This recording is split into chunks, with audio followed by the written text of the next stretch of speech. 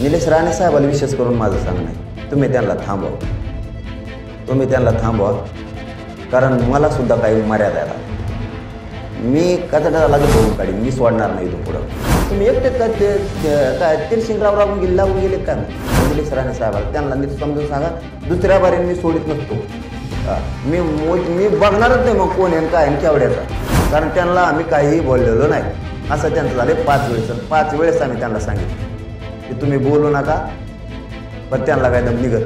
त्याच्यामुळे शेवटची संधी आणि ते निलेश राणे साहेबाला मुद्दा म्हणून सांगतोय मी की तुम्ही त्यांना सांगा, कारण आपल्या क्षमता आता ऐकून घ्या. ते उद्या जरी बोलले तरी सोडणार हो, आणि ते आत्ता 1 घंट्याने बोलले तरी नाही सोडणार. आणि त्यांची ज्यांनी तयारी असं ना खेटायची त्यांनी खेटायची तयारी मग आपली का. आणि तुम्हाला नाही बोलून जाताय, तुम्हाला बोललं तर ठीक आहे. आणि आथरुणात पडून नाटक उपोषण 4 दिवस करून बघा, कुंकुण हवा निघन ना मग कळत. निलेश राणे साहेबाला विशेष करून माझं सांगणं आहे, तुम्ही त्यांना थांबवा, तुम्ही त्यांना थांबवा, कारण मला सुद्धा काही मर्यादा आहेत. आता मी कचड्याला लागेल धुवून काढीन, मी सोडणार नाही इथून पुढं. कारण मला सुद्धा मर्यादा आहेत. तुम्हाला काय बोललो आम्ही, चला काय बोललो तुम्हाला, नारायण राणे साहेब या शब्दाबद्दल माझ्या तोंडातून बरं शब्द आहे का. अरे बाबा, नरेंद्र मोदी साहेबाला सुद्धा स्वाभिमान आहे ओबीसीचा, कारण त्यांनी 2 भाषणात असं बोललेलं आहे. ती उदाहरणार्थ जर आम्ही त्यांना बोललो असतो तर तुम्ही तर आता छाती पिढीता मराठा, मी तर मराठ्याकडून बोललो, मग तुम्ही आमच्याकडून बोलायला पाहिजे. तुमचा काय संबंध रे त्याच्याकडून बोलायचं त्यांच्याकडून बोलायचं, काय समज. तुम्हाला बोललो आम्ही काही, तुमच्याबद्दल काही शब्द काढला, तुम्ही कोण त्याची रिवडणार त्यांची तिकडची, तुम्ही कोण. अरे त्यांना जर स्वाभिमान आहे, ते त्यांच्या भाषणात म्हणले ओबीसीच्या बद्दल, तुम्ही तर मग मराठा म्हणून आरक्षण पाहिजे म्हणता मला स्वतःला, तर मग आम्ही तर मराठ्याच्याच बाजून बोललो. तुम्हाला तर स्वाभिमान पाहिजे होता आमच्या बाजूने बोलायचा. तुम्ही एकटेच काय तिरशिंगराव लागून गेले काय. मग तुम्ही काही मर्यादा येता. मी तुमच्याबद्दल काही तुम्हाला मानतोय म्हणून मी बोललेलो नाही. आणि इथून पुढं माझी शेवटची विनंती आता निलेश राणे साहेबाला त्यांना नीट समजून सांगा, दुसऱ्या बारीने मी सोडित नसतो. मी बघणारच नाही मग कोण आहे काय आणि केवढ्याचा.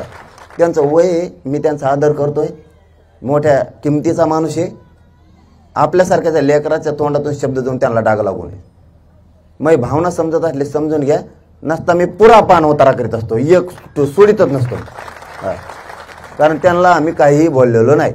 असं त्यांचं झालं 5 वेळेस, आणि 5 वेळेस आम्ही त्यांना सांगितलं की तुम्ही बोलू नका, पण त्यांना काय दम निघत नाही. त्याच्यामुळे शेवटची संधी आणि ते निलेश राणे साहेबाला मुद्दा म्हणून सांगतोय मी हे की तुम्ही त्यांना सांगा, कारण आपल्या क्षमता आता ऐकून घ्या. ते उद्या जरी बोलले तरी सोडणार नाही हो, आणि ते आत्ता 1 घंट्याने बोलले तरी नाही सोडणार. आणि त्यांची ज्यांनी तयारी असं ना खेटायची त्यांनी खेटायची तयारी मग आपली का.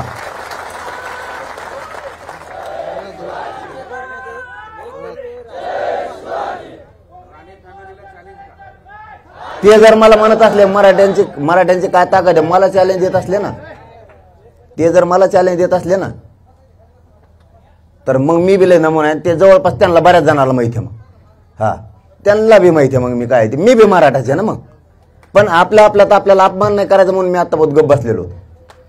आम्ही तिसऱ्याला बोललो की तुम्ही लगेच मध्येच बोलायचं. तुम्हाला कोणी सांगितलं, तुम्हाला कोणी बोलायला सांगितलं. आम्ही तुमच्या विरोधात एक शब्द, तुम्हाला जर जातीचा एवढा स्वाभिमान आहे तर आम्ही जातीकडून बोलतो, त्या टायमाला तुम्ही आमच्याकडून बोलायला पाहिजे.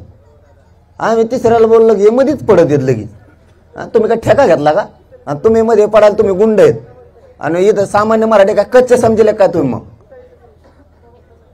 मराठ्यांच्या विरोधात तुम्ही झालंच नाही पाहिजे. एवढा मोठा उंचीचा नेता आहे, महाराष्ट्रातला सगळ्यात मोठा मराठ्यांचा उंचीचा नेता आहे, आणि तुम्हाला नाही बोलून जाताय. तुम्हाला बोललो तर ठीक आहे.